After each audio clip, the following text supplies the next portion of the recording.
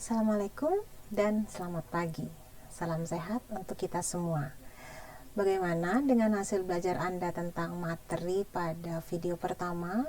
Semoga banyak kemajuan dan Anda sudah paham materi yang ada pada video tersebut, ya. Sekarang kita lanjutkan materi belajarnya. Pada video kali ini kita akan memfokuskan pada pembahasan tentang berbagai elemen dalam statistik. Untuk mengingat kembali materi pada video sebelumnya, silakan sebutkan urutan dalam metodologi statistika. Ada yang masih ingat? Coba diingat-ingat lagi. Ada 5 langkah. Ya, 1. Anda harus mengidentifikasi dulu persoalan yang akan dianalisis secara statistik. 2.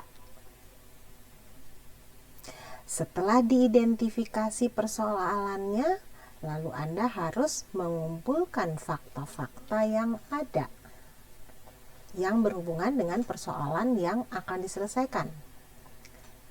3. Setelah fakta berupa data terkumpul, lalu Anda harus mengklasifikasikan data tersebut sesuai kelompoknya atau sesuai karakternya. 4. Setelah selesai dikelompokkan, apalagi? Apa yang harus dikerjakan selanjutnya? Ya, Anda sudah mulai menganalisis data tersebut. 5. Setelah selesai menganalisis, apalagi yang harus dikerjakan? Anda harus fasih dan cerdas menyajikan data dari hasil analisis. Nah, disajikan. Ya, kenapa harus fasih dan cerdas menyajikan data hasil analisis? Supaya orang lain bisa mengerti hasil yang Anda peroleh untuk menyelesaikan persoalan. Terakhir, jangan lupa Anda harus simpulkan. Bagaimana menyimpulkannya? Intinya, persoalannya atau masalah yang dikemukakan di awal harus dapat terjawab pada kesimpulan berdasarkan analisis data yang telah dilakukan. Bagaimana? Sudah ingat lagi? Atau masih bingung? Semoga sekarang sudah menjadi lebih mengerti ya tahapan dalam metodologi statistika. Ya. Sekarang kita mengenal lebih jauh tentang berbagai elemen dari statistik. Sebenarnya ada banyak elemen dari statistik, tapi kita kali ini fokus pada 3 elemen yang sangat sering dilakukan atau digunakan untuk level Anda. Elemen statistik yang umum digunakan adalah populasi, sampel, dan variabel. Kita bahas satu persatu agar Anda paham apa arti dan bagaimana penggunaannya. Pengertian dari populasi sangat banyak. Silakan Anda pilih dari berbagai referensi yang bisa dengan mudah Anda pahami. Populasi atau universe adalah sekumpulan data yang mengidentifikasi suatu fenomena. Populasi juga berarti jumlah dari keseluruhan dari satuan atau individu-individu yang karakteristiknya akan diteliti. Ingat bahwa populasi yang akan diteliti harus didefinisikan dengan jelas sebelum penelitian dilakukan. Seluruh objek yang mungkin terpilih atau keseluruhan ciri yang akan diteliti juga merupakan suatu populasi. Populasi juga bisa berarti keseluruhan dari karakteristik, bisa berupa unit atau individu atau kasus atau barang atau peristiwa atau objek dan lain-lain sebagai hasil dari pengukuran atau hasil dari pengamatan yang menjadi objek penelitian. Oke. Anda harus pahami bila berbicara tentang populasi atau universe, berarti semua data harus diambil. Tidak ada kecualinya. Misalnya, bila semua peternak di seluruh Indonesia yang terdampak COVID itu yang dijadikan populasi. Artinya, jumlah peternak yang terkena fenomena COVID-19 menjadi data yang disebut populasi. Jadi, pada kondisi tersebut, semua peternak, mau peternak sapi, ayam, domba, kambing, kuda, kelinci, kerbau, semua yang namanya ternak itu yang ada di Indonesia masuk menjadi data populasi. Jadi harus didata. Oke? Nggak boleh ketinggalan, ya. Contoh lain misalnya, Anda mengambil data, katakanlah semua mengambil data jumlah ayam ras di Sulawesi Selatan yang mati akibat flu burung tahun 2020 misalnya. Artinya, data populasi yang Anda kumpulkan adalah data jumlah ayam ras yang mati di Sulawesi Selatan, matinya karena flu burung tahun 2020. Itu semua harus didata. Jadi kalau matinya karena penyakit lain, jangan diambil datanya. Atau karena kalau ayamnya yang mati bukan ayam ras, ya jangan diambil datanya. Ayam kampung misalnya, karena rencananya adalah ternak ayam ras yang mati. Bisa dimengerti ya? Jadi tolong diingat juga bahwa populasi bergantung pada kegunaan dan relevansi data yang dikumpulkan. Sekarang kita bahas tentang elemen statistik, yaitu sampel. Sampel bersifat empiris atau nyata, sedangkan populasi bersifat teoritis. Pengertian dari sampel adalah sekumpulan data yang diambil atau diseleksi dari suatu populasi. Sampel atau contoh adalah semacam miniatur dari populasi yang karakteristiknya akan diteliti, minimal punya satu ciri yang sama dengan populasi yang mau diwakili. Oke? Sampel pada dasarnya adalah bagian dari populasi. Sekarang timbul pertanyaan, mengapa harus mengambil sampel? Bukankah lebih akurat bila kita mengambil seluruh datanya? Artinya menggunakan semua data populasi. Itu hal yang paling ideal bila kita mengkoleksi data populasi. Tapi kadangkala dalam penelitian kita dibatasi oleh sumber daya seperti waktu, tenaga, biaya, jangkauan area, dan lain-lain. Atau bisa juga karena populasinya tidak terdefinisikan sehingga kita tidak dapat memperoleh data populasi. Oleh karena itu, data yang dikumpulkan hanya berupa sampel yang dianggap dapat mewakili populasi. Misalnya contoh, bila populasi penelitian pada awalnya adalah seluruh ternak di Sulsel yang terjangkit PMK. PMK itu penyakit mulut dan kuku. Artinya semua ternak diambil datanya. Jadi tidak hanya ruminansia saja, tapi karena berbagai kendala, nah ini ada kendala tadi ya, berbagai kendala, maka yang diambil sampel hanya ternak ruminansia saja. Gitu ya. Jadi populasinya adalah seluruh ternak, tapi karena ada kendala, akhirnya hanya ternak ruminansia saja yang dijadikan sampel untuk ternak secara keseluruhan. Kasus lain misalnya, ada satu kondisi, yaitu peternak kambing lokal misalnya di Sulawesi Selatan itu ada 2.000 orang misalnya. Kondisi itu disebut populasi. Jadi 2.000 orang peternak kambing lokal itu 2.000 itu populasinya. Namun yang akan dijadikan sampel penelitian itu bukan yang 2.000 orang. Ada kriteria yang membatasi peternak tersebut untuk dijadikan sampel. Misalnya pembatasannya hanya yang bisa diambil sampel hanya peternak pria saja, atau peternak yang sudah berkeluarga saja, atau peternak yang punya pendidikan minimal SMP saja. atau peternak yang punya pengalaman sudah beternak minimal 3 tahun. Jadi ada pembatasan. Akhirnya dari 2000 orang peternak tadi, yang populasi tadi, mungkin hanya sekitar 500 orang saja yang menjadi sampel, yang dianggap bisa mewakili 2000 orang peternak awal tadi. Oke? Atau contoh lain, misalnya bila populasinya adalah seluruh mahasiswa Unhas, itu populasi. Kemudian kalau kita hanya mengambil, hanya meneliti sampelnya hanya mahasiswa Unhas yang semester 8 saja. Nah, berarti mahasiswa yang semester 8 ini disebutnya sampel. Oke? Bisa dimengerti ya? Kita lanjutkan. Hal yang harus dipertimbangkan saat mengambil sampel. Ingat, sampel diambil adalah untuk mempertegas masalah yang akan diteliti, untuk memastikan keterangan atau data yang diperlukan. Jadi harus tegas kapan waktu untuk mengumpulkan data, misalnya, ya.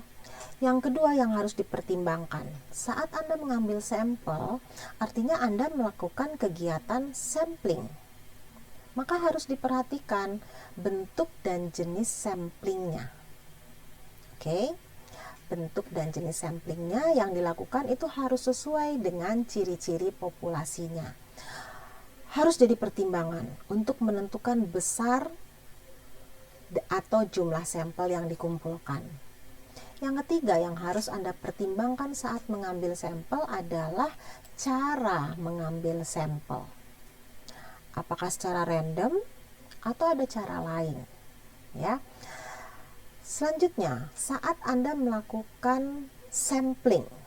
Jadi sampel dikumpulkan, caranya sampling. Mungkin saja terjadi kesalahan atau error.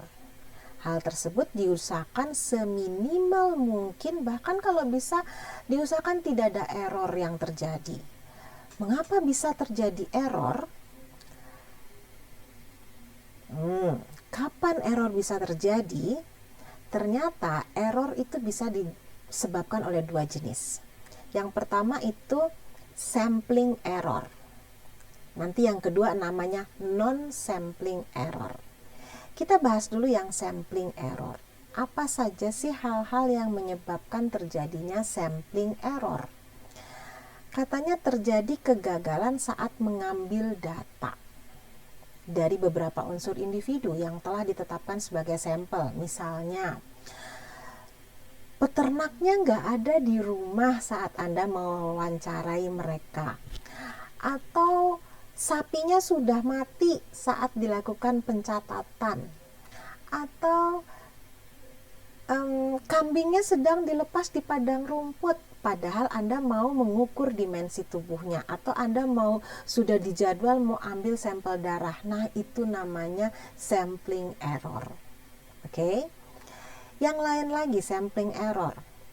Penyebabnya sampling error, proses pengukurannya kurang bagus. Contoh nyatanya di lapangan adalah peneliti kurang mengerti cara mengukur dimensi tubuh ternak misalnya. Padahal tema penelitiannya menggunakan data dimensi tubuh.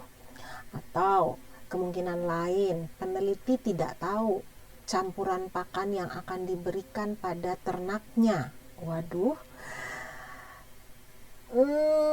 bahaya ya. Atau yang lain misalnya peneliti yang memerlukan informasi dari peternak ternyata tidak buat kuesioner dengan kalimat pertanyaan yang jelas dan mudah dimengerti. Jadi peternaknya bingung saat membaca kuesioner.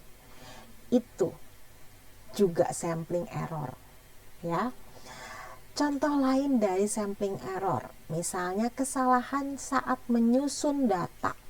Misalnya, saat melakukan sampling di lapangan, ternyata tidak akurat menulis kode pada cup botol kecil itu ya, untuk nyimpan darah ya, di cup sampel darahnya itu salah nulis kodenya, atau salah berikan kode pada ternak yang ini sudah diukur, yang ini belum, salah kasih kode, atau salah menimbang, salah memberi pakan. Bisa juga salah waktu menginput data mentah yang didapat di lapangan atau di laboratorium, salah waktu masukkan ke komputer. Itu semua sampling error. Jadi sudah tahu ya macam-macam sampling error, jangan sampai buat kesalahan seperti itu ya. Sekarang kita kenali error yang kedua. Jenis kesalahan yang kedua adalah non-sampling error. Artinya, kesalahan yang terjadi bukan saat sampling, tapi pada saat menentukan populasi atau sasaran penelitian. Jadi kesalahannya terjadi sebelum sampling. Oleh karena itu, peneliti harus hati-hati ya dalam mendefinisikan populasi sebelum melakukan pendataan. Jangan sampai malah mendata pada populasi yang tidak sesuai dengan sasaran penelitiannya.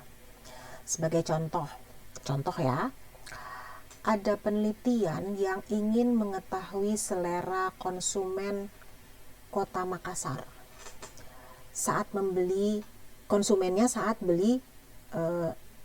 daging. Jadi ingin mengetahui selera konsumen Kota Makassar saat membeli jenis daging. Tapi konsumen yang dipilih itu adalah penduduk di Kota Maros. Nggak nyambung kan? Ya, jadi salah. Oke. Baik, kita lanjutkan. Contoh kasus lain misalnya. Ada penelitian yang ditujukan untuk mengetahui persentase kemurnian bangsa kambing lokal yang ada di Jeneponto misalnya. Tapi yang diambil datanya adalah semua kambing yang ada ditemui di Kabupaten Jeneponto, dia ambil semua datanya. Padahal di lokasi tersebut ada banyak bangsa kambing. Ada kambing kacang, kambing marica, kambing PE, kambing bur, kambing hasil perkawinan PE dengan kacang, perkawinan kambing kacang dengan bur. Wah, salah ya, jadi salah ya.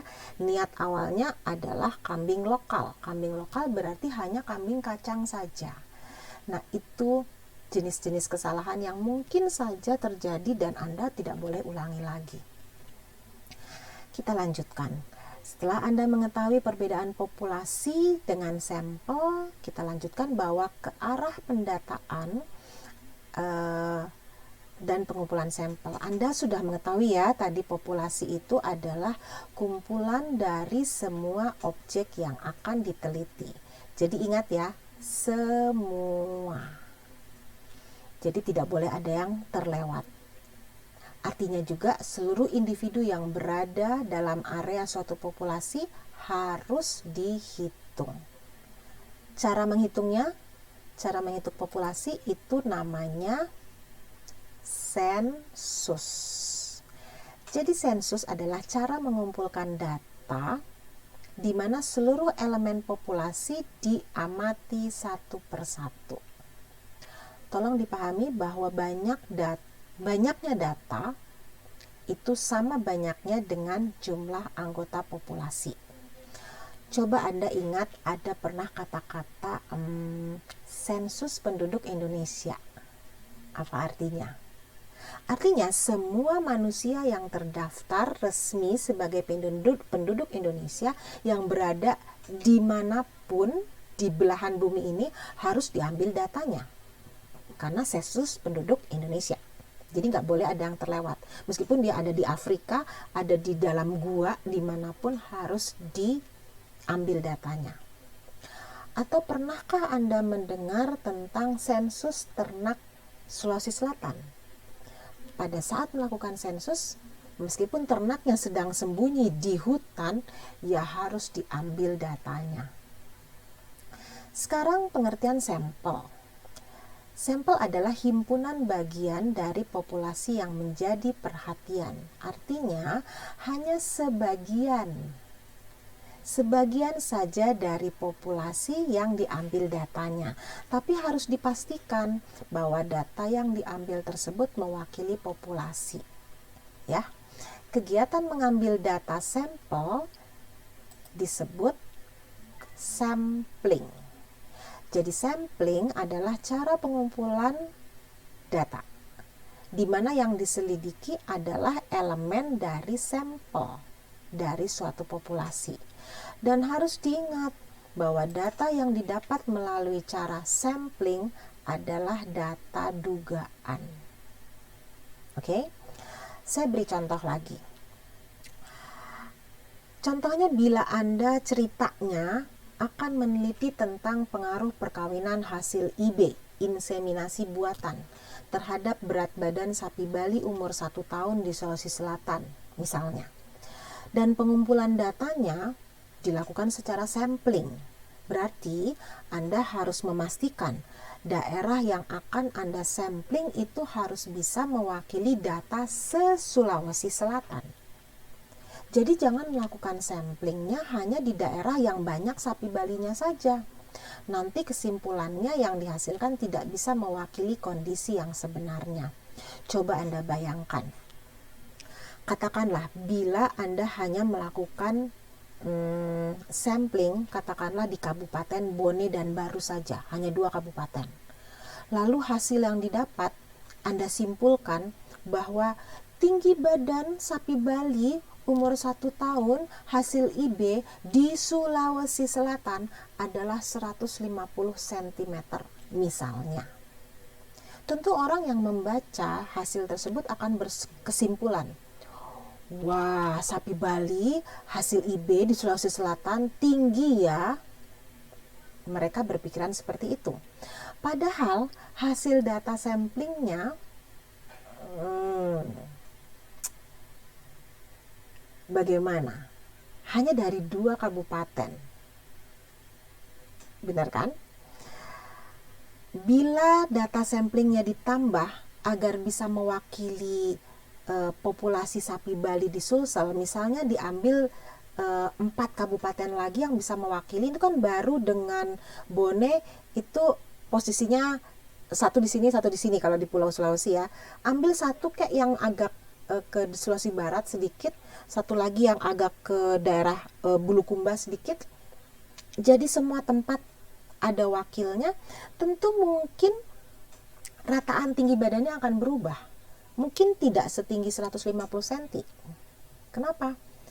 Mungkin bila di daerah selain Bone dan Baru tidak terlalu tinggi ukuran tinggi badannya, sehingga bila dirata-ratakan dari semua tempat mengambil sampel tadi, tentu menjadi lebih rendah datanya dibandingkan hanya mengambil dari Baru dan Bone saja yang memang notabene pemeliharaannya sudah lebih tertata. Bisa dimengerti maksudnya. Itu contoh kasus supaya Anda memahami sedemikian pentingnya menentukan area sampling. Ya, jangan sampai salah. Kita lanjutkan. Saya berikan contoh kasus lain lagi supaya Anda punya gambaran, bayangan yang lebih beragam. Misalnya ada berita yang merupakan hasil penelitian yang mengatakan bahwa 40% tinggi badan calon pejantan sapi Bali di Kabupaten Bone di bawah standar seleksi pejantan. Wow. Anda sebagai mahasiswa atau sebagai saintis, sebagai peneliti tentu harus bertanya, datanya dari mana? Bila hasil penelitian tersebut menggunakan cara sensus, berarti datanya adalah data populasi. Hal tersebut berarti peneliti melakukan pengukuran tinggi badan pada semua calon pejantan sapi Bali di Kabupaten Bone. Semua diukur. Ya. Tapi bila Anda membaca publikasi dari hasil penelitiannya dan pada bagian metodologi penelitian tertulis bahwa data penelitian itu dikoleksi menggunakan cara sampling, berarti datanya adalah data sampel. Karena apa? Hanya sebagian dari calon pejantan sapi Bali di Kabupaten Bone yang diukur tinggi badannya. Jadi itu perbandingan antara sensus dan sampling. Oke. Contoh lain yang terlihat pada gambar, bila dikatakan sampel berarti ada sampel sapi, ada sampel ayam, ada sampel kambing. Tapi bila dikatakan populasi artinya mencakup semua ternak yang ada pada area tersebut. Oke, sekarang tentu Anda berpikir, berapa jumlah sampel yang dikatakan tepat untuk suatu penelitian? Pertanyaan yang baik dan penting untuk kita semua ingat supaya tidak terjadi error seperti yang tadi saya terangkan pada slide sebelumnya. Meskipun ada prinsip yang mengatakan bahwa semakin banyak sampel yang diambil, maka akan semakin representatif dan hasilnya dapat digeneralisir. Ukuran sampel yang diterima akan sangat bergantung pada jenis penelitiannya.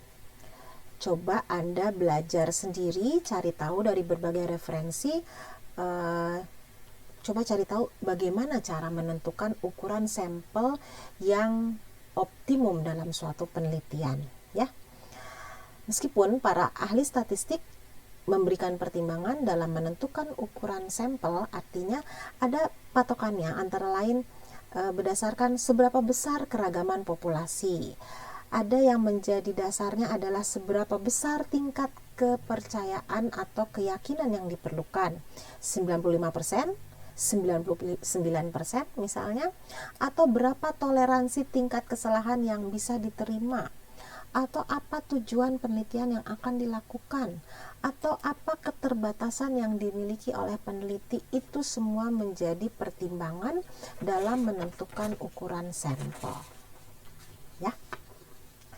Sekarang kita mengenal lebih jauh tentang variabel atau ubah. Dalam penelitian kuantitatif, kita akan selalu berhubungan dengan yang namanya variabel penelitian. Secara umum, variabel penelitian adalah segala hal yang menjadi pusat perhatian untuk objek pengamatan atau objek pengukuran dalam suatu penelitian. Jadi variabel pada prinsipnya adalah sesuatu yang Anda coba ukur berdasarkan kriteria tertentu. Bisa berupa objek, jumlah, waktu, perasaan, peristiwa, ide, dan lain-lain. Jika Anda mempelajari perasaan orang tentang berbagai acara televisi, variabel dalam percobaan itu adalah acara TV dan perasaan pemirsa. Jika Anda mempelajari bagaimana berbagai jenis pupuk bisa mempengaruhi bagaimana tanaman bisa bertumbuh, variabelnya adalah jenis pupuk dan tinggi tanaman. Jadi variabel biasanya dilambangkan dengan huruf besar dan bisa mengambil satu atau beberapa nilai. Jika peneliti ingin melihat hubungan atau pengaruh dari variabel yang satu dengan variabel yang lain, maka muncul apa yang dinamakan dengan variabel bebas dan variabel terikat sebagai dua variabel kunci dalam setiap percobaan. Variabel bebas atau variabel independen atau independent variable dalam bahasa Inggris adalah variabel yang menjelaskan atau mempengaruhi variabel lain sesuai apa yang ingin diukur oleh peneliti. Bisa juga berarti variabel yang mempengaruhi variabel terikat. Jadi variabel bebas mempengaruhi variabel terikat yang sengaja dibuat berbeda. Biasanya variabel bebas diamati atau diukur dengan untuk mengetahui bagaimana pengaruhnya terhadap variabel lain. Jadi variabel bebas ialah apa yang diubah peneliti atau apa yang berubah dengan sendirinya. Ya, itu variabel bebas. Sekarang variabel terikat. Variabel terikat atau dependent variabel adalah variabel yang dipengaruhi atau dijelaskan oleh variabel bebas. Ya, masih banyak sebenarnya jenis variabel lain, tapi yang umum digunakan oleh tingkatan mahasiswa S1 biasanya di Fakultas Peternakan saat melakukan penelitian itu dua tadi, variabel bebas dan variabel terikat. Ya, oke. Oh, ini terakhir. Nah, melalui video ini Anda sudah mempelajari beberapa hal secara lebih mendalam tentang populasi, sampel, variabel, dan lain-lain. Semoga semua hal yang sudah Anda pelajari dapat Anda mengerti. Jangan pernah berpikir negatif, karena menimbulkan aura negatif bagi Anda. Jadi jangan pernah berpikir tidak bisa. Nanti itu malah yang terjadi. Selalulah berpikir I can do it. Semangat.